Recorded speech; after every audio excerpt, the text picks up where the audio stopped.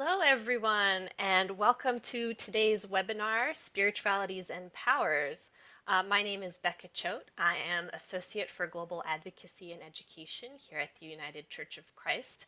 And today's webinar is one of the webinars in our series, Wednesdays with the World. So this series highlights the ways in which the quest for justice is intersectional and global, allowing for UCC members greater opportunities to have increased awareness of global concerns and highlighting options for advocacy and action. Our leader for today's webinar is the Reverend Dr. Karen Georgia Thompson, Associate General Minister for Wider Church Ministries and Operations at the United Church of Christ. Karen Georgia. Thank you, Becca, and welcome all to today's webinar, Spiritualities and Powers. And this afternoon, my guest is Reverend Kwame Pitts. And Reverend Kwame, as I like to call her, is an ordained minister in the Evangelical Lutheran Church in America. And we have some commonalities in that we both actually have an interest in the ways in which African traditional practices are present in African descendant peoples globally, and what that diasporic relevance is for our communities today. So we're gonna jump in. We're gonna introduce Reverend Kwame as we go. She has a pretty extensive bio, but I do want her to share about herself and not disclose every single thing that she's here. She does have an MDiv and a master's in divinity, that is, and she just recently completed her Master of Sacred Theology degree from the Chicago Theological Seminary. And the title of her dissertation was The Suppression of Syncretism, the Erasure of Our Religious History and the Validity of These Traditions to Address Historical and Generational Trauma Due to Racism and Oppression. So I'm very excited to have this conversation with Reverend Kwame. My dissertation for my Doctor of Ministry degree was also in a similar area and actually focused on looking at the African traditional presence in the Caribbean context and kind of fleshing out what that means for folks. So I want to start with a couple of articles that that I have happened across, and I'm just going to read actually the headlines, if you will. The first one says, Christians of color are rejecting colonial Christianity and reclaiming ancestral spiritualities. That one I found in December of 2017. There's another one that I found called The Spirituality of Africa. There are more.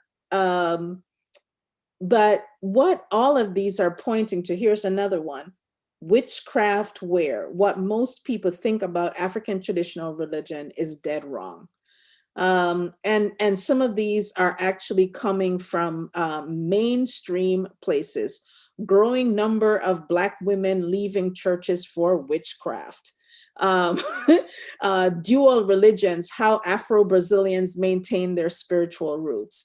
West African religions are on the rise in Maryland as practitioners connect with their roots.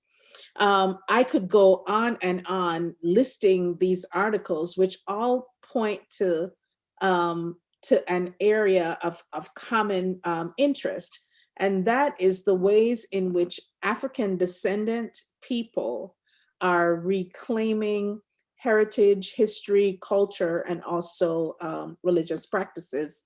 And some of them are not reclaiming, they've actually been practicing alongside Christianity as is the context for multiple indigenous communities globally. So, Reverend Kwame, as we enter into this conversation and in that backdrop, can you tell us a little bit about the work in your dissertation, um, and also why did you choose to do this particular topic? Well, first of all, thank you so much, Karen, for inviting me. I've been really excited about this particular webinar. So one of the reasons why I chose this scholarship to work on is one of the things I found was very important, that Christianity in a westernized sort of context really has a lot of roots in systemic racism and oppression, white supremacy, white nationalism. This is the faith of our mothers and our fathers, as the song goes, but it also incorporated the things that we lost, or rather our ancestors lost, when they were brought over to this particular continent and were enslaved. One of the things I found very fascinating when I started doing this research is a quote by Brother Philip Neri. Saint Philip Neri, many people, that name sounds familiar. There's schools and other things named after him. But he talks about how the Catholic Church was not interested at all in the freedom of those enslaved. They would rather align themselves with the empire, and therefore, by doing this, they then took the rite of baptism as an example, baptizing Africans into this religion, thereby saying that it was okay and affirming these enslaved practices, so that in the eyes of the church, they would not be seen as committing a sin. And so we have this understanding that baptism in many places, in many Christian denominations, is this seal and is this welcoming rite to come into a sense of community. But what did that mean for enslaved Africans? And so it's part of those things that made me want to delve a little deeper. And some of the similarities that we see, for example, in many of our sanctified or Pentecostal churches, some of these practices, for example, quote unquote, catching the Holy Ghost or catching the Holy Spirit. If you look at the entire situation when you see this in church, and then you compare it to a voodoo rite, where someone then is connected with the Loa or with an ancestor, these things are similar. The same goes true with some of the other practices, remembering ancestors. Again, similarities. Also, we also may want to even think about the whole conception of communion, remembering the body and the blood. In many practices, whether it's in Santeria or others, there's also this meal consumption. There may be some practices further past Santeria or voodoo, like in Paulo or Candomblé or others, where maybe there's animal blood used, but it's for a particular reason. And we're also honoring the life that was given so that we can have these rituals. Rituals, I think, was the important thing, another part of my scholarship. The whole point for rituals is supposedly for healing. We don't have a lot of healing rituals within Christianity.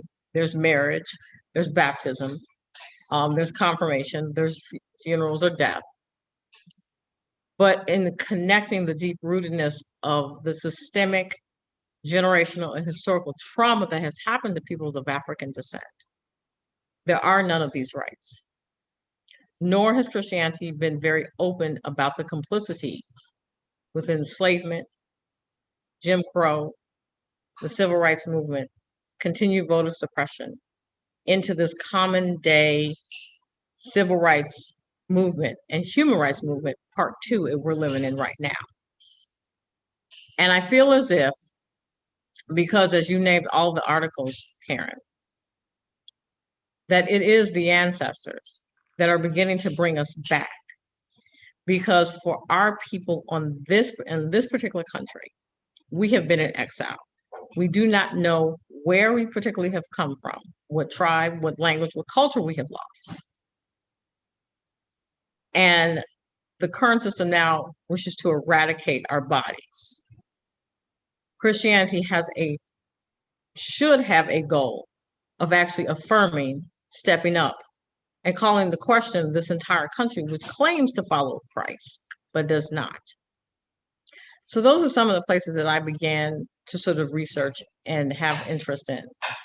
And even my own personal spiritual journey also was sort of encompassed by this.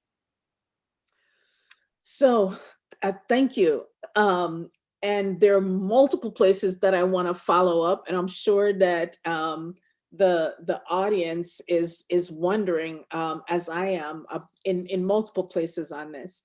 So one of the things that I want to kind of follow up on is this question about Christianity, complicity, colonialism, and the enslavement of Africans.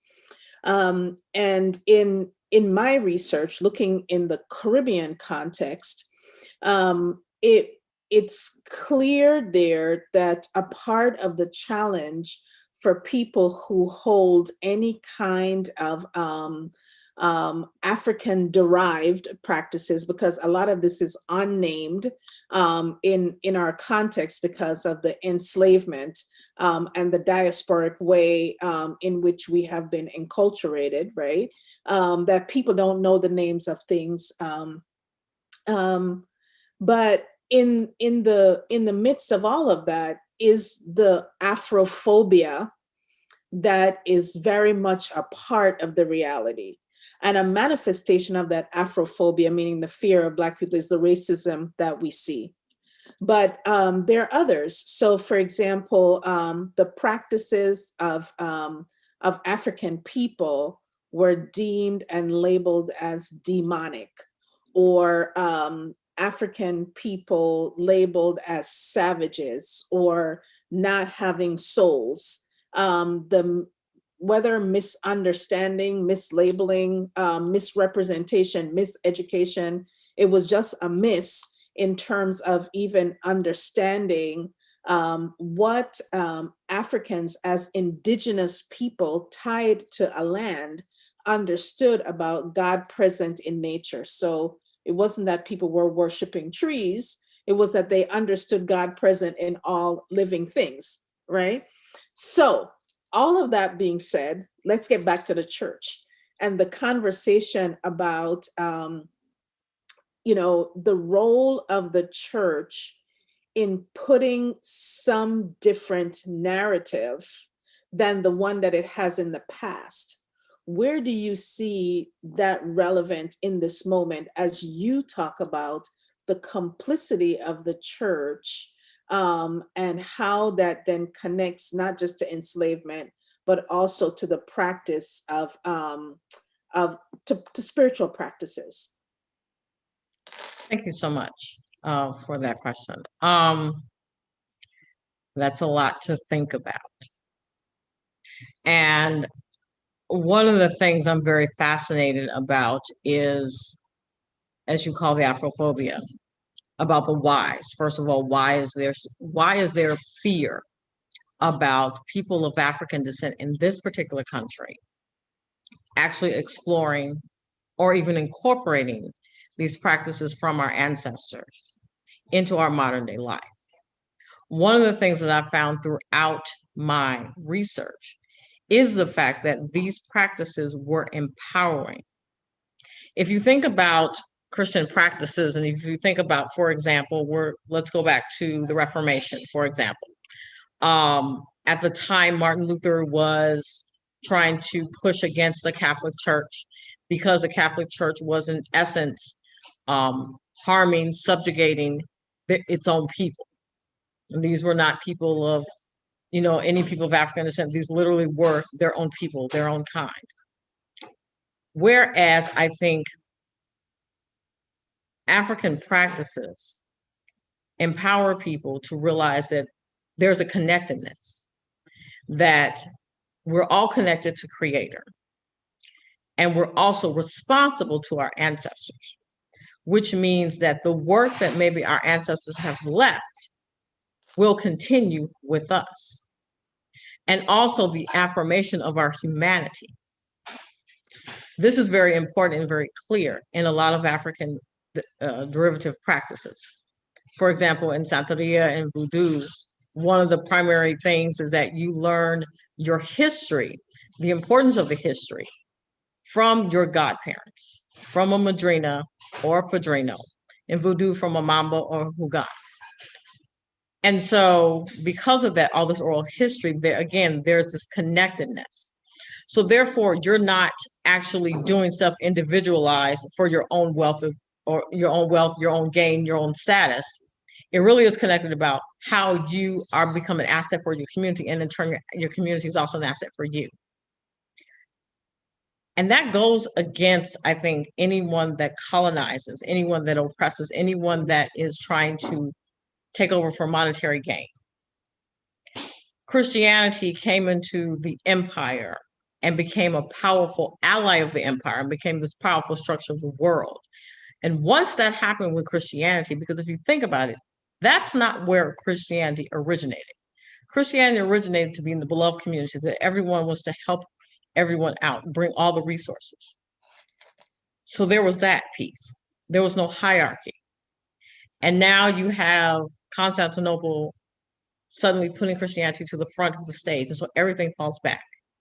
Any tradition, any religion that affirms someone's humanity, that says that you are important, you are vital, and does not ascribe to individualize, getting your own, clawing your way to the top, the corporate ladder, all those things. For many people, that does not sort of help the 1%, the wealth class, et cetera, to exceed. It does not build a nation on top of bodies. Instead, again, everything is on one level. The playing field is open and it's level. The other thing about what I have found, and part of my scholarship really pointed to the Haitian Revolution. Mm. The reason why I got real interested is because although I knew the history about the Haitian Revolution, I did not realize it actually derived from an actual ritual. For those who are not aware, at the time, the French had, of course, invaded Haiti. So there was slavery, there was economic disruption, there was violence. And the last bit was the breakdown of trying to break down the religion, the faith, and the spiritual traditions of the Haitian people. They were angered, they were saddened, they were worried. And so they went into sacred jungles. They went there not only to gather and to plan and to plot, but they also called down Izuli Dantor, who is considered to be the mother of Haiti. They called her down, and through that particular ritual, which, again, because it's not written anywhere, so we don't know the words, we don't know any of those things. Because of that 3-day ritual, they came out of the forest, they came out of the jungles, and they fought. Once that happened, colonists in this country realized what was happening. And so therefore, at that point, everything was deemed to be demonic, heretical, and a danger to capitalism. That's kind of the core reason why I think, for a lot of reasons, the demonization of Santeria and Ifa and Voodoo and Candomblé and Paulo, that's why there's a demonization, because it has nothing to do with giving money so that the rich get richer. It literally is about this relationship, creator to ancestor, to either Orisha, Loa, spirit, to people. We are to emulate what the divine has basically put into order. Without that divine order, that divine harmony, that in turn is what is toxic. That in turn, in essence, is what could be considered a sin or evil. So a couple of things that I want to respond to. One is that what we're talking about here is not monolithic. meaning just as with Christianity, you have multiple denominations, and even within those denominations, you have different ways that communities practice. There is also that presence in terms of um, African-derived traditions that have been retained in the diaspora. And in this is we're in the midst of the United Nations International Decade for People of African Descent, and the UN accounts for over 200 million people of African descent who are in the Americas, who are descendants of enslaved people. So we're talking about millions of people who were brought from multiple different places, bringing multiple different practices. So it's not as if, everybody from one village ended up in a particular town. And so there's this melding, or, what you speak to in terms of that syncretistic way in which those practices also survived. So to that, yes, in places like Brazil and in other places, you have a multiplicity of ways in which African traditional practices have been retained. Candomblé, it's been noted here by someone, Shango, Macumba. You go into places like Trinidad, other places, you have these things are called by multiple different names. You have Santeria, Kumina in Jamaica. These are all coming from a variety of places. Some are derived from Ifa, some are coming from Akan, various parts of the African continent. So I just want to name that. Also, I just want to note here the question about Africans and African traditional religions, and how that is perceived or viewed. So I just want to read this. It says, I have spoken to many Christian Africans born on the continent, some living in the US, others in other parts of the globe. Many view traditional African spirituality as witchcraft, etc. While intrigued by African spirituality, there is some hesitance based on the feedback from Africans born on the continent. Can you speak to how or why continent-born Africans may not embrace traditional religions? So I'm going to start, and then Reverend Kwame, I'm going to invite you to think about it and to respond to that question as well. And I'm going to start with one word, colonialism. And then I'm going to move on from there to talk about the ways in which we have been Christianized.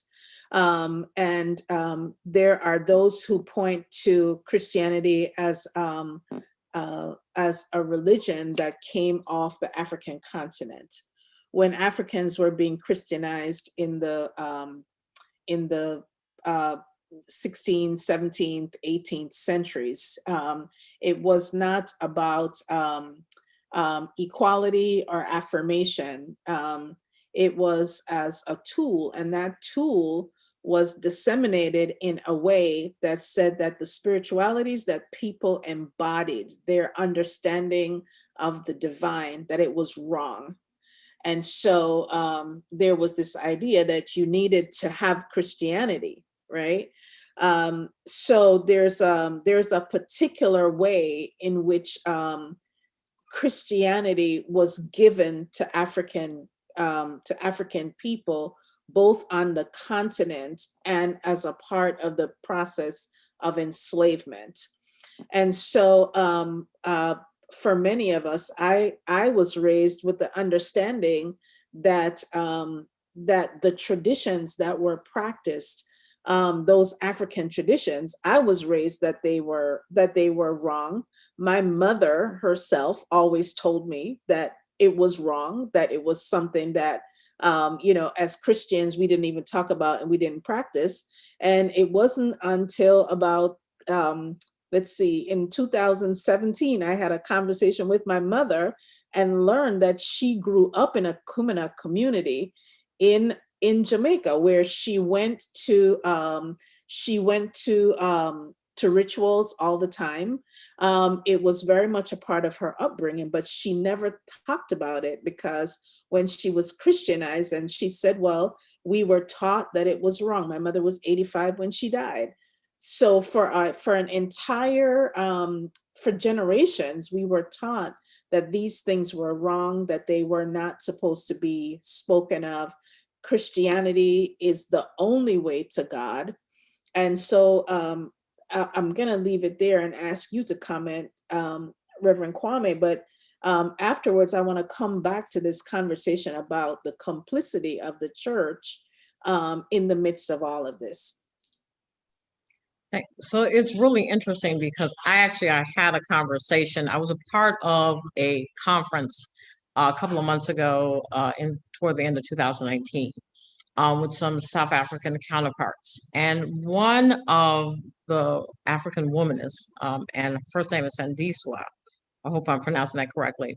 The reason why I bring this up is because she was talking about Black liberation theology, and that Black liberation theology here in the United States, how we call as people of African descent here, she felt that that wasn't really a true Black liberation theology because of where liberation theology derived from.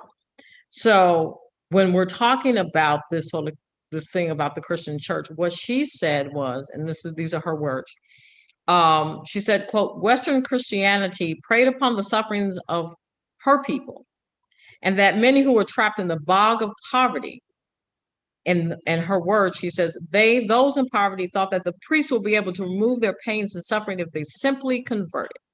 Christianity was the perfect religion to be used for colonization here in North America and Africa, and the subjugation of people overall.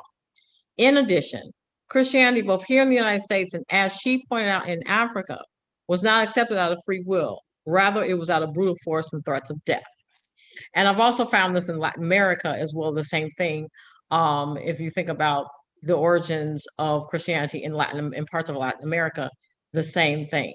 It's really out of this brute force. It's really out of this, almost brainwashing that you have to accept Jesus Christ. Otherwise, you're going to be ostracized. You're going to go to this fiery place, hell, even though hell does not exist in many of African traditional religions. And so I also agree with you, Karen, that colonization is a huge thing. There is a Ghanaian rapper, and she has a song called Black Magic Woman, and I also heard this a couple of years ago. And she talks about the fact that Christianity invaded her land. She said a completely brainwashed, mind-wiped many of the people to where they have forgotten who they were, forgotten their ancestors, forgotten their traditions, and therefore have thrown all the way just so they would be accepted by white colonizers. And so I think that's really a key thing. And I think here in the United States, it's that same sort of thing. It's in order for us to be accepted so that we don't have the issues of racism, and if we just assimilate, then white people, white oppressors, white colonizers will accept us and we will not be violated anymore. And as we have seen very clearly over the past couple of decades, that is not the case. So I want to put on the table a couple of things. One is that the practice of African derived traditions was criminalized in many places. So there in the Caribbean, in Brazil, it's not just that people were told that it was wrong. It was actually criminalized. So people went to prison, were imprisoned for their adherence to these kinds of practices.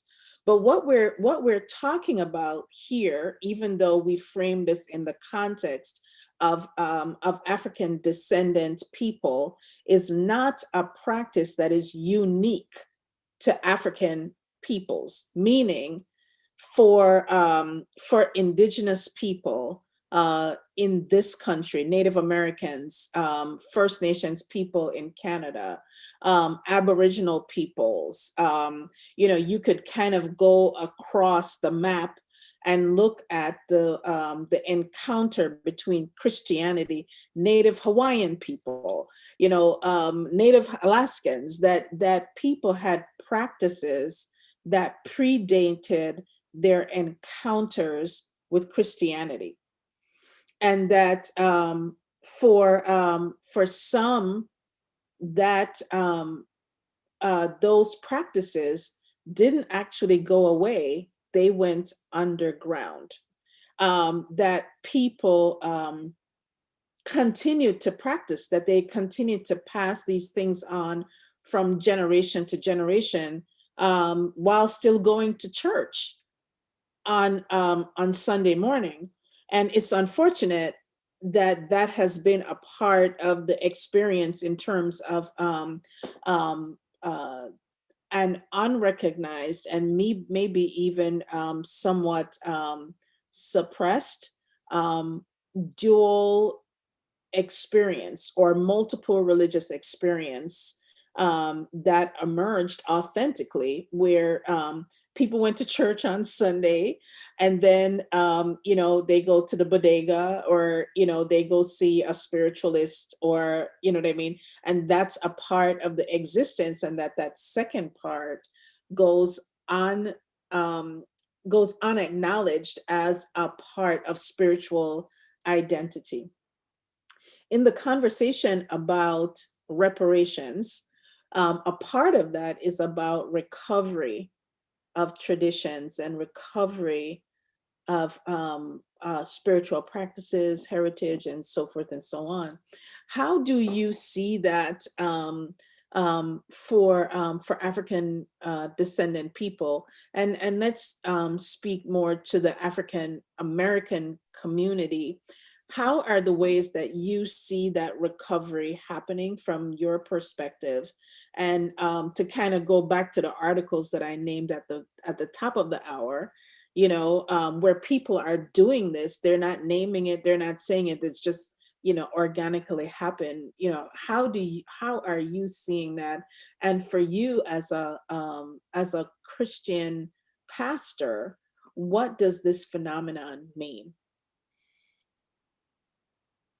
One of the things that I'm very clear about, and I've been having conversations with people, I think, over the past 10 years about this, is that because of everything that has happened, because of all of the abuse, because of all of the violence, that people are starting to question whether or not Christianity is going to be healing for them, or will Christianity be that advocate for them as they face economic economic injustice, racism in various places, the political arena, and laws and legislations that have been put out there to further strip us of our rights as citizens, or our incoming rights as we come into this country as immigrants trying to build a life.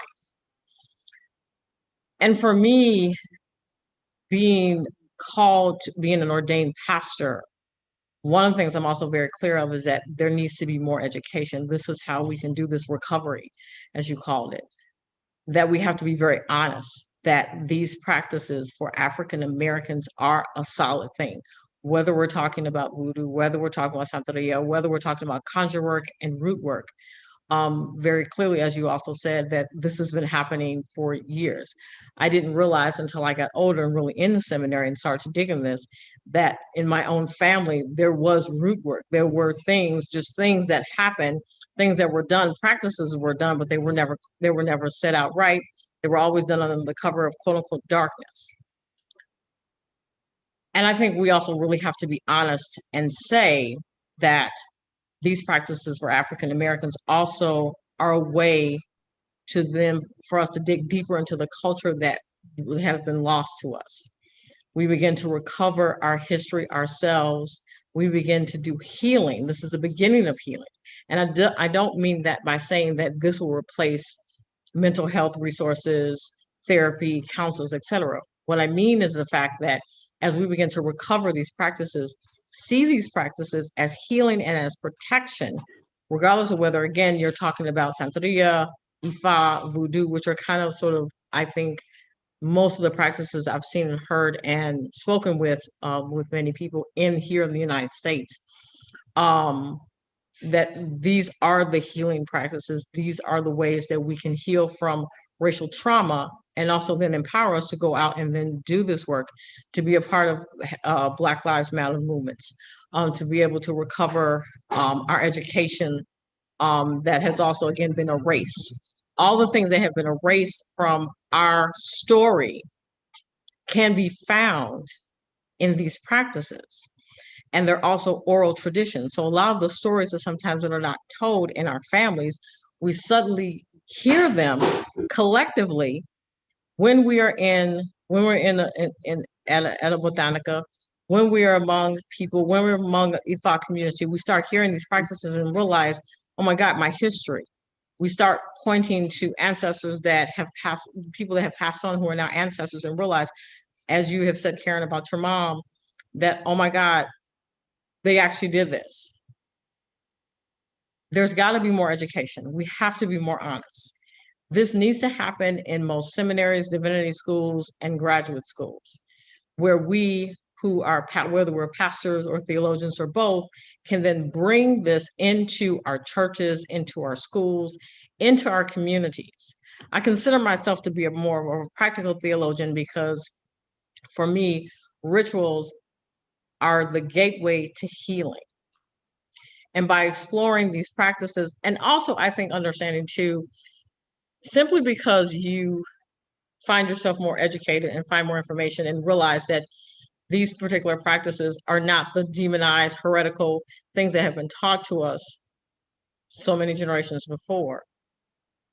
But also we have an appreciation for our African siblings on the continent, because many of them, although there is, again, as you said earlier, there are Christian Africans there are Africans who practice Christianity who sort of remove themselves from these ancient, historical, generational practices. There also are Africans who do practice traditional African religions, African faiths, African spiritualities. And once we also see the commonality between all of these, between all of these religions, I think that's also very important. Then we also see how similar we are. I think when we have a division between religions, this is why there's so much divisiveness. This is one of the reasons why we have a lot of divisiveness.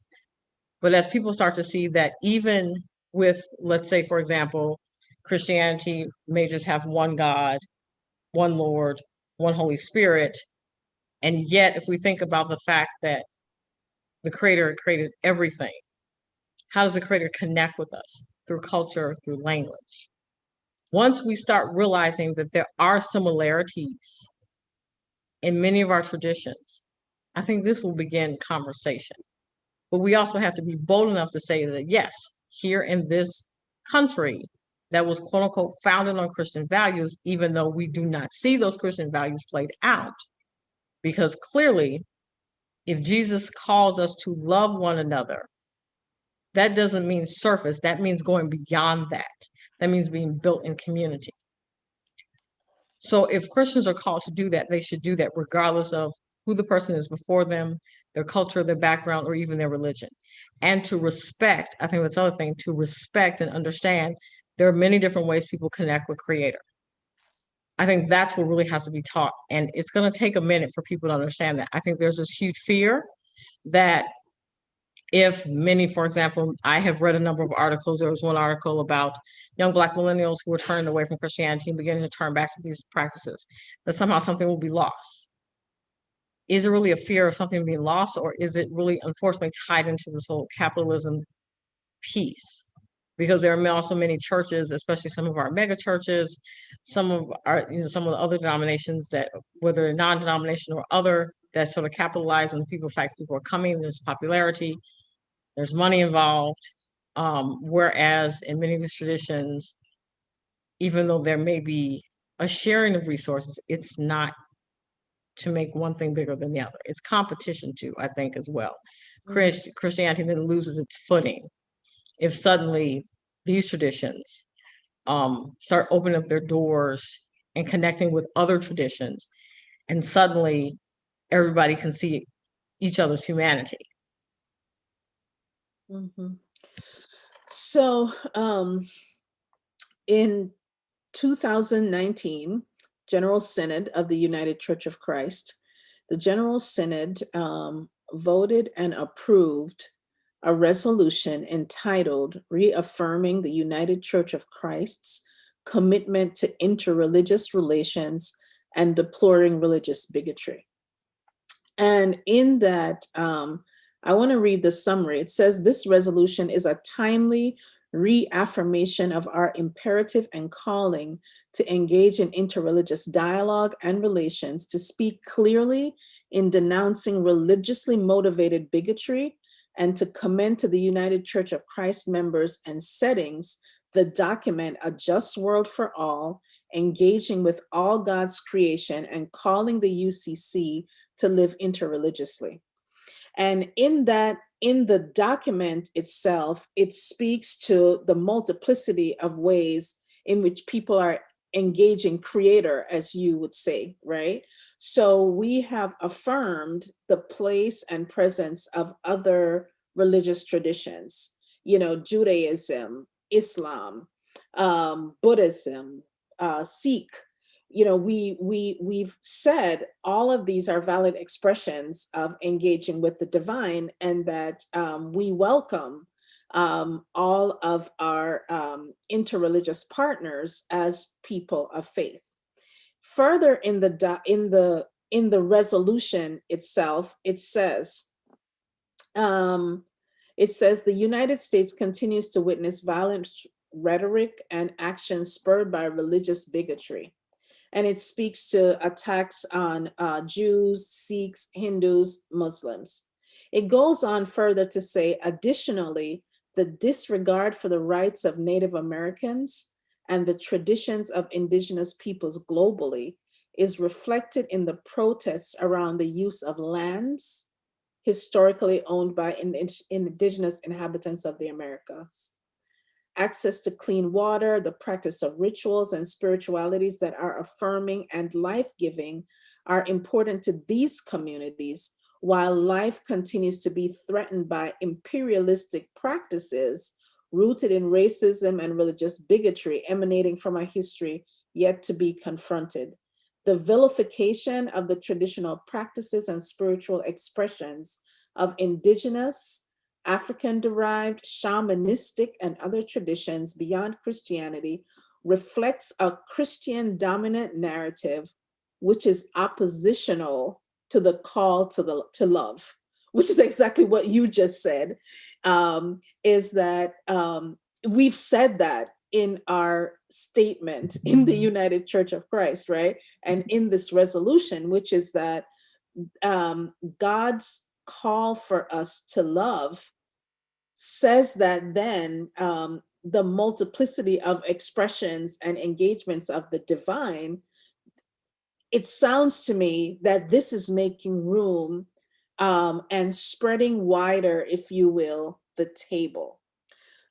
So for those of us here in the United Church of Christ, I just want to refer you, one, to the resolution, and two, to the document. And we're going to make sure that when we send out the resources, that those two documents are included for further reading and engagement. Because it affirms much of what you just said, Reverend Kwame. So I just wanted to put that to our UCC folks. So here are some questions. How do we recover our communities and recognize the collective responsibility and value of each individual as necessary? We speak of ancestors. How do we recover our connection with each other? How do we regain the respect for our elders?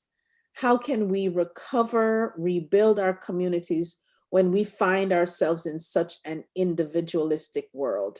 Would you comment on that in terms of what we're talking about, because what we're talking about is also about identity. That religious expression is a part of our identity. That it's not just, kind of something out there away from who we are. I think that's really important, identity. I think, and one of the things that as I was doing some of my research and just reading, etc., is I feel as if when people came to this particular country, what this country said to them was, in order for you to be included, you have to assimilate and forget yourself. You take on this new sort of identity that really was almost robotic. So even for people who were coming from Germany or from other places, they had to hide who they were. They had to hide their culture because they would be ridiculed. They would be ostracized. They would not be able to get particular positions. And I don't think, and I could be completely wrong, but if this nation, and I'm talking about the nation first, claims in their documents that this is supposed to be a place where everyone could practice whatever religion, be who they wanted to be, then that was mostly on paper and not the real sort of thing that they wanted to have happen. And I think into the question that was asked about how do we recover, I think first and foremost, we have to expose ourselves to these religions, these traditions. I think we have to sit down and have dialogue and realize that our ancestors in this particular country, most of them from the areas that they came from, were probably not practicing Christianity. They were probably practicing the other, and that it's okay, and to release the fact that if I think there's this fear that if I don't practice Christianity, then my ancestors are going to hell. And in actuality, if we think about who the creator is, we all came from the creator and we all return from the creator. We didn't come here and already be damned. It's also going to take a lot of unlearning. I mean, we're talking generations of unlearning. I don't even know where to begin. I know growing up, for example, I had a friend of mine across the street. Her family was Zen Buddhist. And I was really excited because I didn't know anybody else who practiced anything other than Christianity. And so I got a chance to go to some of the temples with her. And I was real excited. And I was bringing this home and telling my mom, I was, all these things. And my mother was freaked out. Immediately, my mother talked with my childhood pastor. And suddenly I found myself going to church more and more and more and not being able to spend time with my friend, whose entire family was Buddhist, out of fear. Where that fear comes from, I don't know. But it also comes from, again, decades and decades and generations of telling us that these practices, anything else but Christianity, is wrong. I've had multiple conversations with my own mother when we talk about this. One of my aunts said to my mother, she feels that we all worship the same God. My mother was not having it. She was literally not having it because of everything that's been expressed, because of what's been told that Jesus Christ is the way, the truth, and the life. And so how do you begin to unpack that with generations of people, of elders who have been taught that? And now they don't understand why some of the younger generations. So for me, I'm a Gen Xer. So Gen Xers on down, while we're beginning to question, we're pulling back the layers. We're finding similarities in different traditions. We're uplifting our Native, for all the horrific things that happened to our Native and First Nation siblings, that literally were pulled out of their homes, from their people, etc., put into these schools to be retaught, to be European, to be white American, and therefore becoming nothing more than a puppet. It's horrific to think about this. And America, or the United States as a whole, doesn't want to acknowledge that they've done this. And they've done this all in the name of Christianity. They don't want to acknowledge this at all. It's going to take a lot of unlearning. I mean, I have had conversations with multiple colleagues and friends all who feel that they have a dual spirituality. And I think that's going to become the norm. I think also too, the reason why we're having more of these conversations and we begin to recover is because what we've seen played out in the political arena as Christianity really has become weaponized. And suddenly the Christianity that we thought comforted us now is more of a detriment to us. So then we began to look at, how do we do this? The conversation about whether ancestral veneration should be the right thing for me, understanding that we don't worship ancestors, we venerate ancestors, we venerate Orisha, we venerate Loa, we only worship Creator. All of the creation stories that are told, from Native and First Nation peoples to our own peoples to others, how we, as many of us as pastors, also have a dual spirituality, because we cannot do this work, especially when we're talking about civil and human rights activism work. We can't do this work by just being Christian pastors, because we also, when we come to the pulpit and we bring these current events and we try to tie them into scripture, we are told that we are being too political. Jesus would have never wanted that. So where is our solace? Our solace then comes into other traditions, whether they're Hindu or Buddhist, whether they're Jewish, Islam, whether they're Santeria, Ifa, Paulo, Voodoo.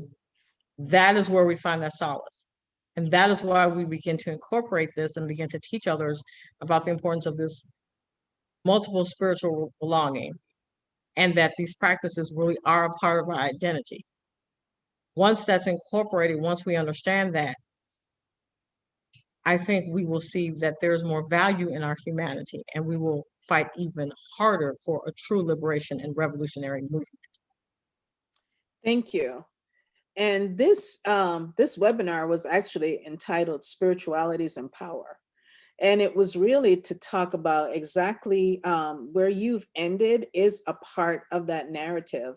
It's about the strength and the resilience that actually comes from being connected with the spiritualities of ancestors. I had some conversations too with Native Hawaiians who are in the United Church of Christ, who are actually having similar conversations about how to retain and hold on to ancestral practices.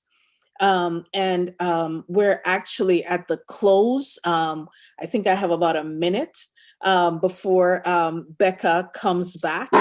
And she says 2 minutes before Becca comes back. The first thing that I just want to wrap up, and I just want to thank you so much, Reverend Kwame, for everything that you've said, because I think that the perspective that you bring is not unique to the United States, nor is it unique to African Americans, meaning we are a part of a larger story about how people's practices and experiences have been disrupted and also mislabeled and misinterpreted. So there are two things that I want to just lift up as we move out of this time together. One is what you named around multiple religious belonging, and that recognition of the religious multiplicity that is present for some people. This is not everybody's spiritual journey, but we also are not monolithic as people. And so I think that going back, and I think a lot of people are going to be maybe pleasantly surprised or maybe agitated or affected in multiple ways when you read the United Church of Christ religious statement, which actually recognizes multiple religious belonging as a valid spiritual expression. It says so in the document. The second is I think the role of religious education and how we come at religious education. For example, Ifa, when you put in the derived traditions like Candomblé and others, is actually the 10th largest religion in the world. right? Or maybe the 8th, but it's in the top 10. But it's not something that we teach. So we, you know, there are places where when we talk about religious education, and in most of our churches, we're doing Christian education. And in some cases, I would even be more specific and say we're doing denominational education, right? So, you know, we're not necessarily teaching about the breadth of Christian expression. And if we're not doing that, we're definitely not delving into the breadth of religious expression. So it seems to me that there's room in here somewhere for a more expansive religious education that looks beyond Abrahamic tradition, and begins to say, well, what else is there in the world? And how can we learn from those things? I think that there's this fear that if people learn about other religions, they're going to somehow get swayed to go practice something else. Right. And I honestly think the important thing I think for people to understand is this. Even if you explore other traditions, that's not going to affect you. If you're rooted in Christianity, if you call yourself a Christian, all you will have is a better understanding of who you are, and you have a better understanding of who else is out there. I think people get real freaked out. Oh my God, no, you don't have to convert. This is just for your educational piece, because we're talking about humanity and how we're all connected, and that God speaks to us in different ways in different cultures and with different religious or spiritual traditions. Thank you so much. And on that note, I'm actually going to turn it over to Becca. And thank you so much, Reverend Kwame Pitts, for being here. Thank you for your work, and just thank you for sharing with us here in the United Church of Christ. Thank you so much. I appreciate it. Thank you. Yes, thanks again, Reverend Kwame, Reverend Dr. Karen Georgia, for this conversation. Thanks to you all for joining us and watching. If you'd like to continue to support programs like this, please consider giving to the UCC Annual Fund. Our next Wednesdays with the World conversation will be on May 5th at 2 p.m. Eastern Time. It's called The State of Global Racial Justice. Keep an eye out on your email. We'll be sending you a registration link for that conversation, and we'll also be sending you some resources from today's conversation. So I want to say thanks again for joining us, and go in peace.